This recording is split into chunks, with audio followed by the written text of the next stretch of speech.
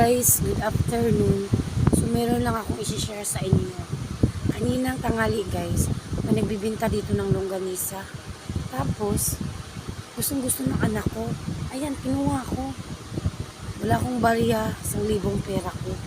Ngayon, 150 pesos, 150 yun. Sabi ng matanda, isama mo na lang yung anak mo. Babarya ako doon sa labas. Ngayon, sinama niya yung anak ko habang ako niluluto ko yung longganisa guys.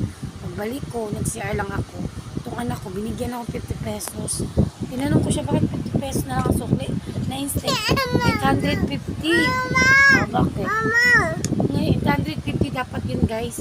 Ngayon, hinabol namin yung matanda, hindi na namin makita. Kaya, maging aware kayo sa mga nagtitinda ng longganisa dyan. Pero pag nakita ko yung matanda na ingungod-ingod ko talaga yun sa kalsada. Sinasabi ko talaga. Kaya kung ikaw matanda, nanonood ka ngayon, wag ka nang pumunta dito sa amin, kundi mapapatay lang kita ha. Sinayang mo lang yung 850 ko. Pang-allowance ko sana yun. Ngayon wala na akong pera.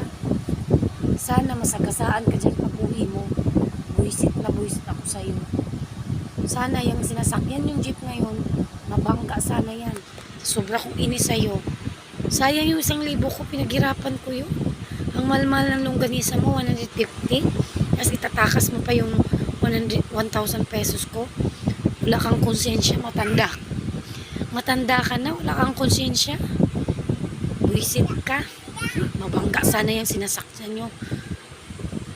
Actually guys, nagsasabi yun, taga Quezon daw siya, masarap din yung longganisa niya. O, sa mga makakapanood dito ng taga Quezon, maging aware kayo dyan.